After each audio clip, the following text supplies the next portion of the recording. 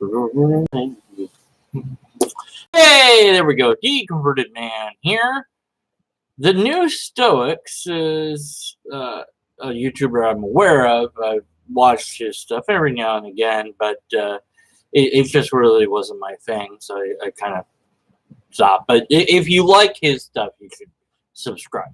At any rate, but I happened upon a video of his called I'm Not an Atheist Anymore, where he explains his journey from atheism to pantheism. Okay. And I started working on a video response, as you can see here. See this? Yeah, look at all this. Look, and I'm not done because I have to edit all that and respond to that and stuff. And I was like, I'll do what I normally do, point out logical fallacies and, say, well, here's where you went wrong, or, what,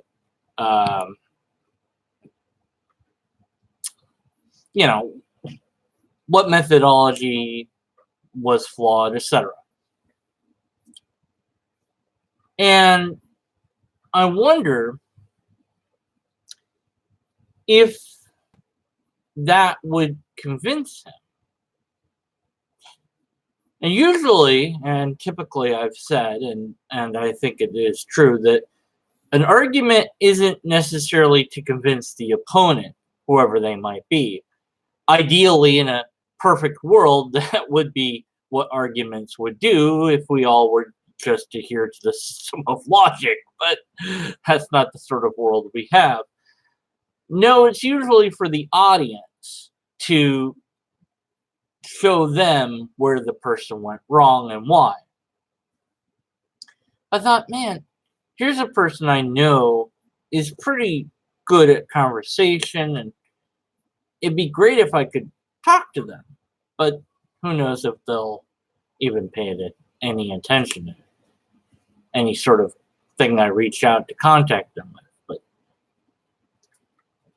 how can you, or I, or anyone, convince a person that has chosen to begin to believe in something that that belief is wrong? Would logic be enough? It depends if they see the value of the logical argument. Whether or not they even understand if it is logical or not to begin with, and that assumes that they, to some degree, understand logic or care about it. Would some sort of scientific thing help? And there's this response I've heard many times of, what's it really matter? Who cares if somebody believes that? Can't you just let that be? No, because what we believe or don't believe matters. That changes our actions and inactions. And here we have somebody who is saying, well, I now believe in a God thing, even though the sort of God that he's talking about is more of a deity, he mentioned Spinoza's God, which actually isn't really, I don't even know why you would call it God, because it's just nature. That's really, I think I'm getting that right, that Spinoza is really just capital N nature in the universe. But still, I ponder the question of how to convince somebody that their belief is wrong. And ultimately, the only person that can change their mind is them. You can offer the best, most compelling argument that there is. You can offer mounds of evidence. At the end of the day, the person has to decide to let go of that belief. I've countered that in my own life with that as a skeptic, as somebody that wants to call themselves a skeptic, and although my version of skeptic might not be the way most people understand the word, I don't care, whatever the label is. I want to question everything that I think is true. I want others to point out what might be wrong in my argument or my methodology or my epistemology or even my ethical system. And hopefully I'll have a conversation about ethics at some point with good old John Buck. We were going to do it. He wanted a debate, and I realized, I don't know enough to debate this topic. So I'll let it be. Because ethics is hard. So I do what I do on YouTube, analyzing videos and pointing out fallacies, because learning logic deconverted me. That doesn't mean that it will deconvert anybody else, but that's what worked on me, and that's what I want to get out there into the zeitgeist with my humble efforts. And whether I'm successful or not doing that, I have no idea. Certain people like it, and I've had a number of views, so somebody saw stuff. Who knows if that changed their mind? Because again, it's up to the person. You'll go crazy trying to change somebody. You'll just lose your mind. You can't change them. And I wonder if that's what causes ultimately conflict between people. It's something that I've been trying to convey to this one particular Muslim that I was interacting with in text, but they've just stopped responding. That they say, well, my God says this, or actually the God says this. And I'm like, well, okay, but the other person believes in a different God. And I was like, well, what's so compelling about their God or their book? And it's like, whatever you think is compelling about yours, they have similar sort of things or different arguments for theirs, but they think they're just as much convinced as you are. Of course, there's no way to, well, maybe there is a way to measure how much a person is convinced of something, but it would require neurology and some sort of brain scans and so on and so forth. But I don't know how important that would be to quantify, but nonetheless, what are you going to do? You both say God, and this is a problem that DCT has, divine command theory, as an ethical system is, well, which God? Which God do we think is ordering us to do these things? That's one of many problems with that system. There's many more. The authoritarian bit is also, I think, a problem. But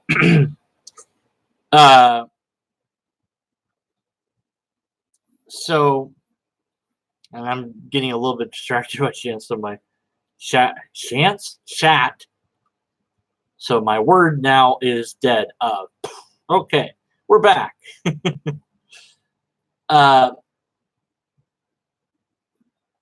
When you have the idea that you can't challenge, that you cannot change, this is from this thing that is I can't say no to it. It is the God, and it, whatever it dictates is real and true, and I have to follow it. And so you say you're supposed to do this, and my God says you're not supposed to do that, and then what? You can't negotiate. So what do? Well, you kill one of you tries to kill the other one. That's really what happens. And so isn't it better to doubt ideas that we have?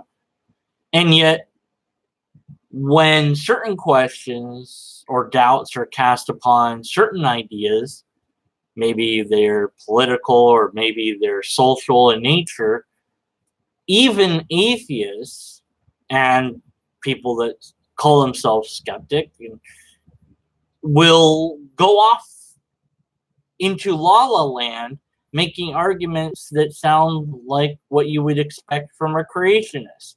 Well, you can't prove everything with science. Wait, what? How do you know that? Because you can't prove the idea that you can prove ideas with science.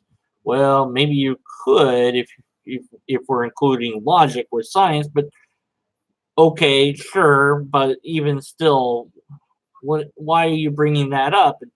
Because you dared to question something that they thought was true. You dared to ask, well, what about this? You challenged a belief that they have.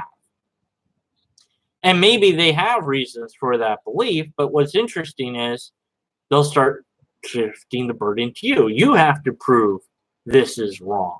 There's all this literature out there. Go find it. Wait a minute. That's not how any of this works. You're making the claim.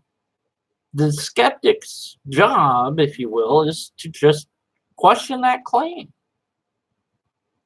But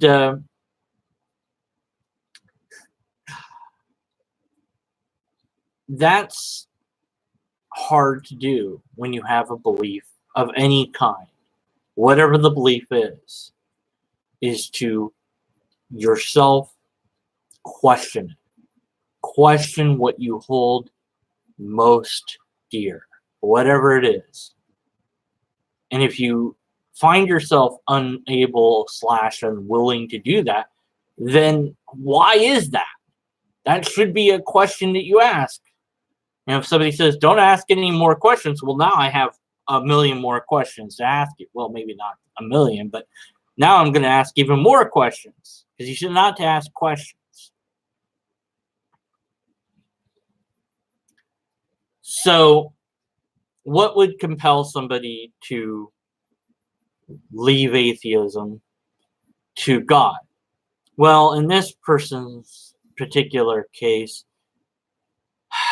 a number of logical fallacies, to be honest, because that's what the video is going to be about. Because I'm in the middle of editing it. I'm not going to not finish. I'm going to do the video. I'm just saying this is kind of my, I don't know what this is. This is my mussings about it, I suppose. And I'll interact with chat in a bit here. So those of you in chat, just, I'll get to you.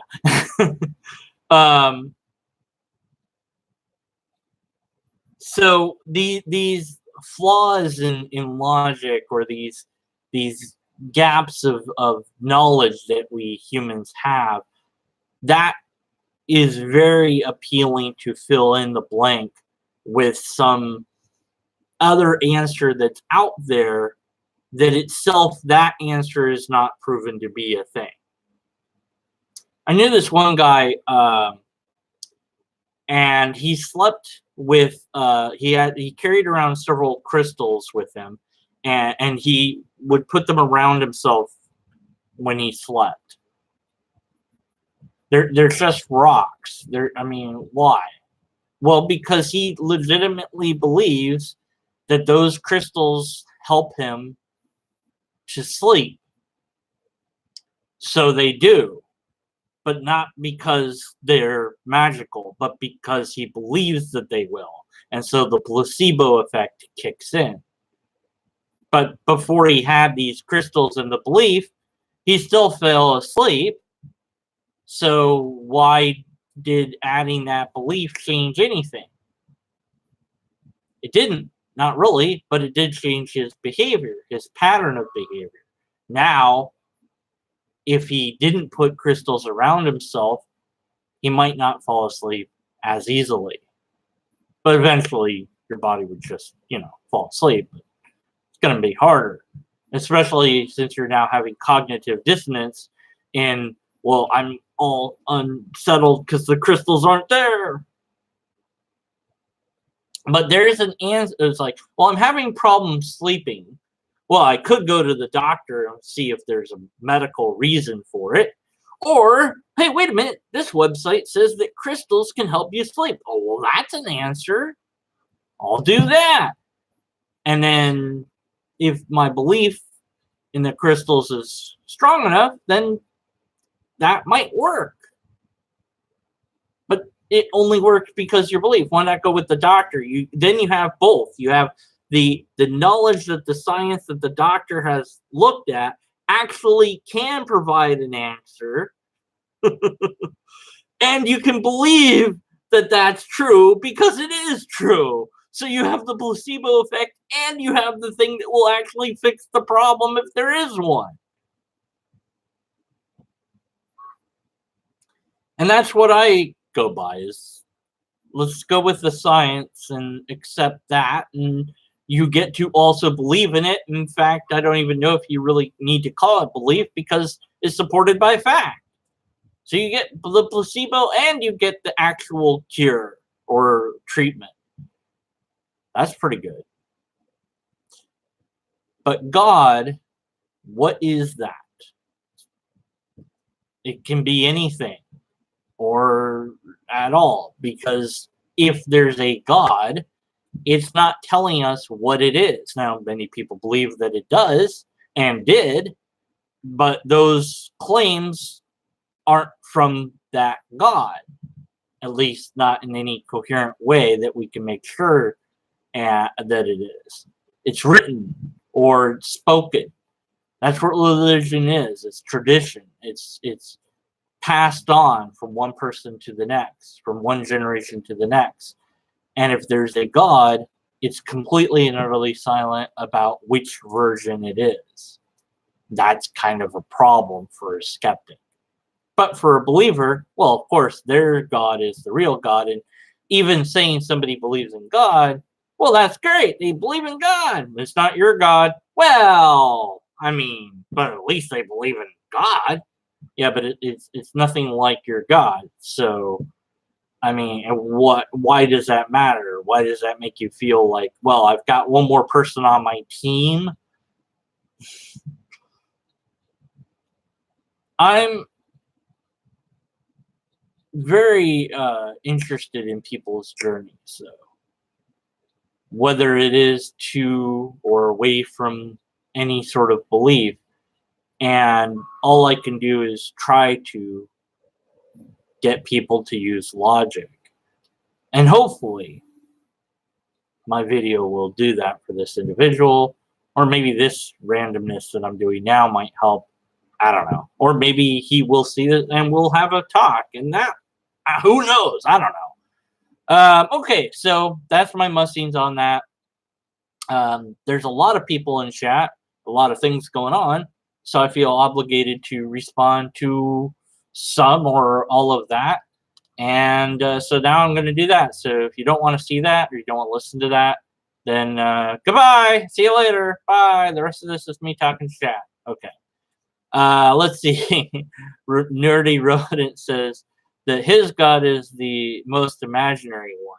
That's an interesting concept. So whatever the God is that is the most imaginary God would be your God. But I'm not sure how you'd quantify what the most imaginary is. Something logically impossible, maybe? I don't know.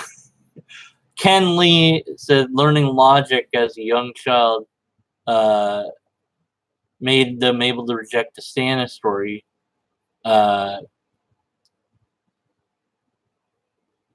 all other magic is real claims, even when they plead God that God and magic are not the same claim. Not really sure exactly what Ken is trying to say. I'm not sure. Made him. Okay. So Ken, all right. So now that makes sense. See, I didn't read the next part. So Ken learned logic at a young age, and it helped him to realize that the Santa story was made up, and so similar stories to that also might be made up. That reminds me of kind of an anecdotal thing. This neighbor I had said that his kid had said that aliens had told him to go use the bathroom right, and if he didn't, that they would get him or something. And he's like, oh yeah, the aliens will get you unless you go pee in the toilet. Like, he agreed with his kid. And then the kid's mom said, no, there's no aliens. And then the kid started having problems going to the bathroom. But I was like, why would you lie to your kid, though? There aren't any aliens. It's like, well, but it got him to do the things. Like, that doesn't matter. That doesn't justify the lying. Even when I was a Christian, I didn't like the thing of Santa Claus, because you're lying. But yeah, Santa and Saint Nicholas At least St. Nicholas was a real person. And we don't doubt St. Nicholas because he's not said to do the things that Santa Claus is said to do. Andy had said that he didn't know the Stoic guy, but he's glad that God exists. Yeah, but Andy, his God is a deity, a disembodied, non-caring, it's not the God that you believe in. So does it really matter? Does it really count then? Why does it make you happy that somebody believes in God if it's the wrong God? Does that matter? Let's see. Let's see. I'm looking at their chat.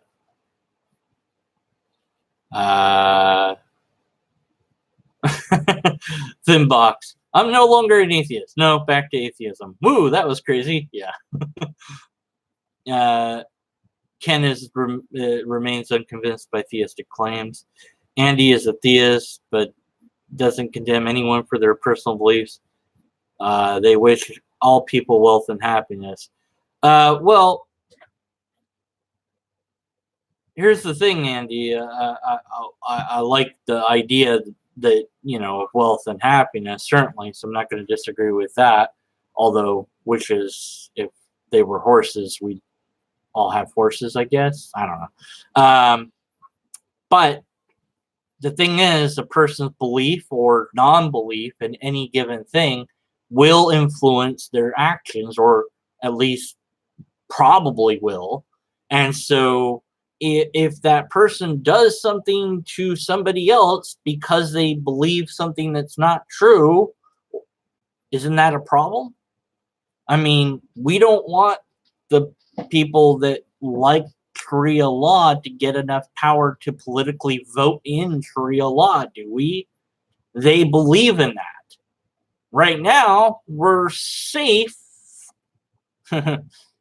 because American law is such that hopefully there's enough protections to prevent the number of Muslims in America from voting in Sharia law. But if there comes a tipping point and democracy remains a thing and they get in the right people, do we really want Sharia law to become a real thing here in America?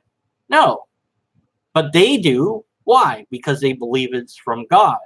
So beliefs do absolutely matter. So we can't just leave people to believe whatever they want, because it poses a potential danger, if not an actual danger. And you have to ask yourself, do you care about what's true? Do I care about what's true? Yes. So why wouldn't I care that that person believes something that's not true? That's fine, whatever. No, it's not. It's not okay. It's not.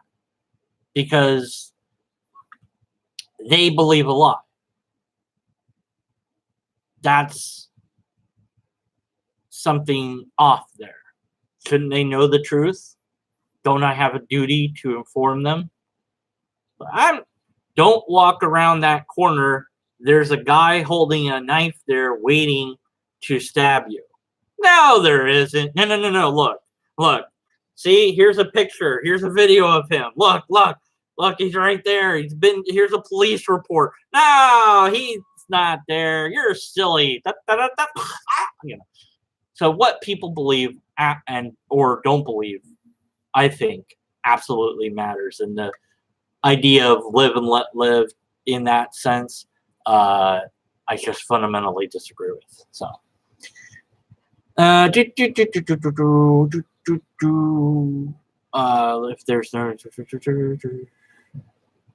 If there's no gods, then how come there are trees? What?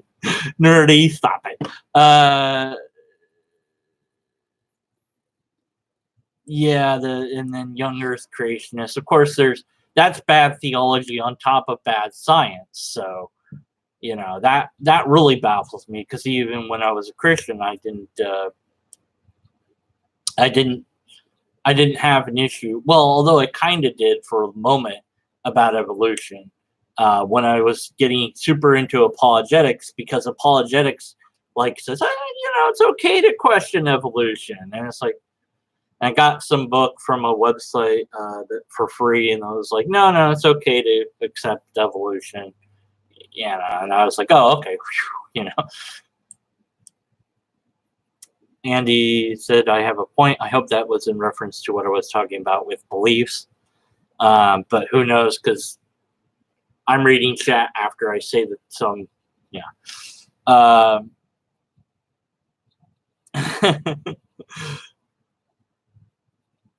Mollis is a Satanist. Of course, Satanism, at least as I understand it, if you're talking about the church of the Satanic Church, is kind of a parody religion. It's not really although they have tenets, it's not like you're worshiping you're not worshiping Satan, which is something that Christians, as a Christian, were like, oh, Satanists, they read the Bible backwards, and they, kill, sacrifice rituals, and that, it's like, no. I doubt, although it's plausible, but I do doubt that people actually believe in Satan and worship it over Yahweh, because if you believe that Satan is real, then don't you have to believe Yahweh? Well, maybe they don't. I don't know. People don't believe in weird things. So see you later. Ken is going. The world is safe in atheist hands rather than Islam. Yeah, I think so. I mean, certainly Islam, at least those that want Sharia law. If they don't want Sharia law, no problem. But Sharia law makes it the problem, because that makes, you as a believer in any other God except for Allah have to pay a tax to the Muslims to live there. And they could still kill you anyways, because you're living on God's land. So, and if you don't believe in God, then you're just dead. They'll just kill you, because screw you. So there's a tremendous pressure to pretend, at least, that you believe in their God. And if you want to know how that turns out, all you have to do is look at Mexico before the Christian Crusade and then afterwards. So there's some history there to dig into. But the short version is they all believed in different things. And some of them believed that a god would appear as a white person. And so when the white man came, they thought he was God. And he was like, oh, yeah, I'm totally taking advantage of that. And he did. And then Christianity was introduced, and it's like, if you don't believe this, we'll kill you. So they pretended to, but then the next generation didn't know it was pretend, and the next thing you know, Christianity is the religion. So, anyways,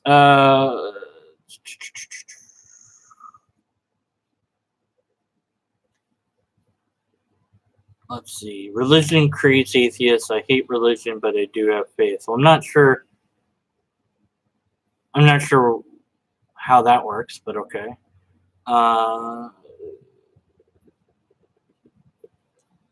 Okay. So, yeah, faith. Is faith good or bad? And of course, what do we mean by faith?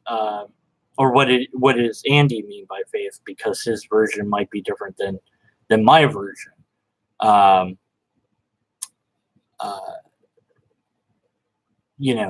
Some people, depends. It just depends on what you think it is, because that would change the argument. Don't like the politics and was expected you from the church. Nerdy has faith that someone will rise tomorrow. Yeah. Well, faith as in confidence or whatever. But then, see, that's the problem I have with, natural language in general is always an issue. But if you can use a different word for the same thing, then that's more clear than I think you should. But that's kind of questionable. It's like, well, I just watched this really cool video about how the English language is a meme, and it makes no sense. It's great. And if I find, I'll find the video and I'll link it in the description so anyone else that's interested can go check that out. But yeah, you don't have to go to a church or be, you don't have to have any holy book. You can just believe in whatever. And isn't that kind of a problem? Like, yeah, you can, but should you? And humans are pattern-seeking creatures, so it's very easy for us to see things and go, oh, yeah, this has got to mean something, even when it doesn't. And young kids do this. If you ask a young kid, there's a rock in the middle of the field, and the bear scratches its back on the rock. Why is the rock there? And young kids will say it's there for the bear to scratch its back. But as the kids get older, they tend to say the rock's just there. And I think that although that particular example might change as people grow older, for some reason, other ideas like that are acceptable to the brain. Like, well, we are here because like the God made us or whatever. It's like, why can't we just be here? Like that rock. Well, because we're not a rock. So we have to mean more than that. Like, oh, we do to each other, isn't that enough? And that is kind of some of the stuff that the gentleman says in his videos, that there's all these questions he doesn't seem to have the answers to. And he talks about morality, for example, and whether it's objective or not. And if it is objective, then somehow, I don't know how, but that means God. And I'm like, well, why? Why can't it can't, and he says something like, it can't be humans. Why not? Why can't it be humans? And there's no really an answer that he gives in his video that, but that's my thing. Why can't it be? And here's an example. You can view morals as objective, of course. Then I'd question what the ethical system is, but regardless, humans made chess, the game of chess. So the rules of chess are something that we can agree upon. And you might not like the rules, or maybe you don't like the game, but you can understand the rules and you can understand how to play the game. And if you want to move the pawn 5 spaces forward, you're not playing chess anymore. Now, if the other player will agree to that modification of the rules, then great, you can play the game, but it's not chess. So in the same way, maybe morals are like that it's a game that we're all playing together and we're still trying to figure out the rules. But the problem is, some people think that they have the instruction book that was given to them by the creator of chess, and that creator isn't a human, and that their instruction book supersedes the actual rules of chess that we're still trying to figure out. Yet it's objective. So why can't we...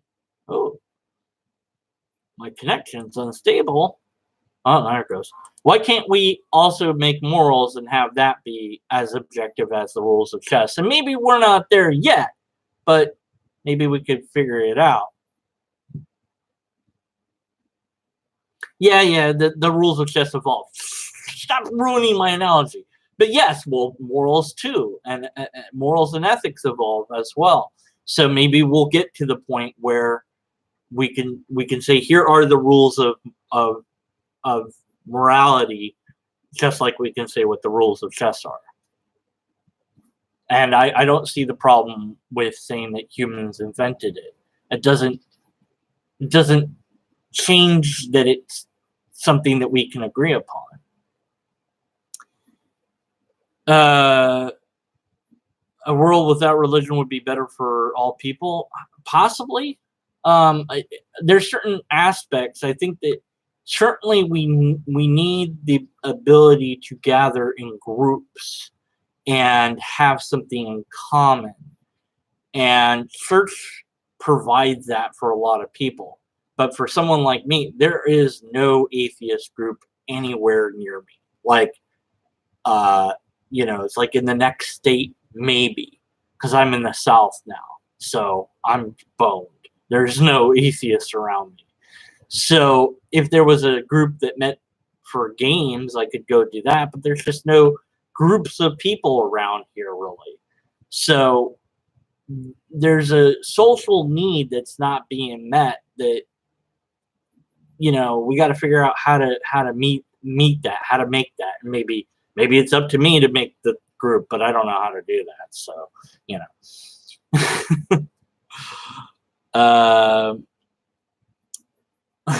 what if God was one of us? What if I'm God? I actually have a blog, a post about being God or different types of God. Where am I? Lobster, logic. Oh, come on, blogger. I should bookmark my own website thingy, but I didn't. So there's that. Let's see. What is that called? What is the name of it? I need a new post. I haven't made one in a while. What the heck am I looking for? Good. God. Let's type in God. There we go. Let's do that. The God game. I think that this is good. I think that this is this. If not, then... Well, that's one post, but that's not the post I was thinking of.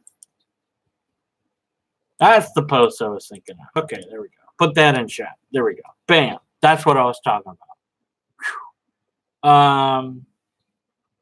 Let's see. Thin box. I agree. Morals do change over time.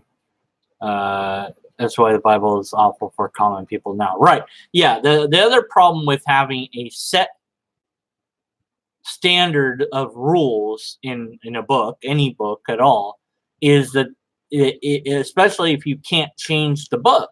If the book says you're not allowed to change it, that's a huge problem because, well, change happens all the time.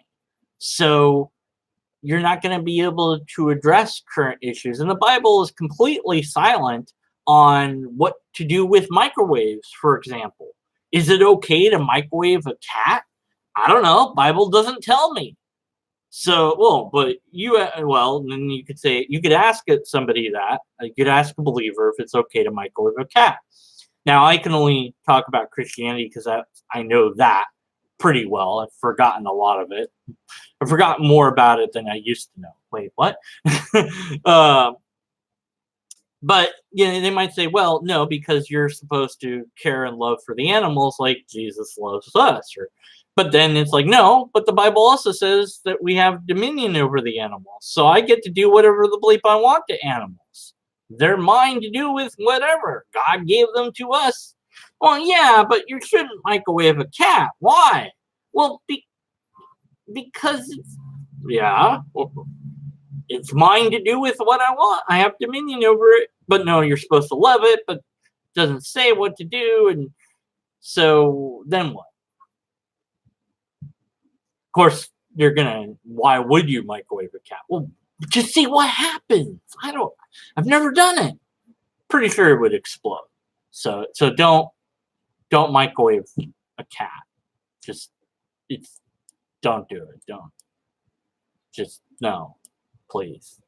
But that's my analogy. So, yeah. But yeah, that is another issue, problem, however you want to put it, of holy books and that sort of idea that you can never change this. And that's tradition. The tradition to be a tradition must be one that you keep doing in the same way. Look up Hail and Pace microwave cat. Did they microwave a cat? Do I want to see the micro? No, I don't.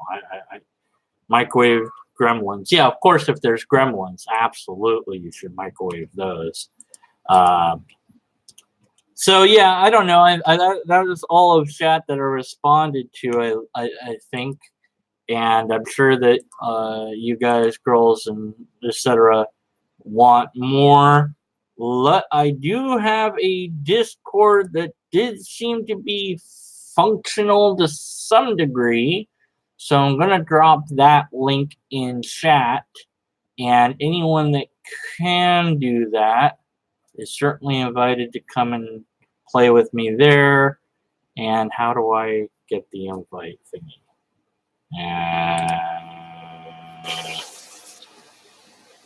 I don't know. Invite people. Here we go. Here we go. All right, let's put that in chat. Okay. All right. So, oh, Andy's got to go. Well, whatever. Anyways, if you want to join the Discord thingy, there it is in the thing. And thanks for listening to me talk about stuff, and hopefully it was a thing. But look forward to my video, because I will be doing it. So that will be a thing. And there will be logical fallacies. Not by me, hopefully, but yeah, they're in there. All right. Take care. Be skeptical. Lobsters, something. You know. Look, yeah, Purple. You're too late, but that's okay. I'll catch you later when you're doing your interview with Beelzebub. I look forward to that. So I'll catch you there, hopefully. Okay, that's it. I'm press the button. Okay, it always delays. So what word could I end with before I hit the button? Pineapple.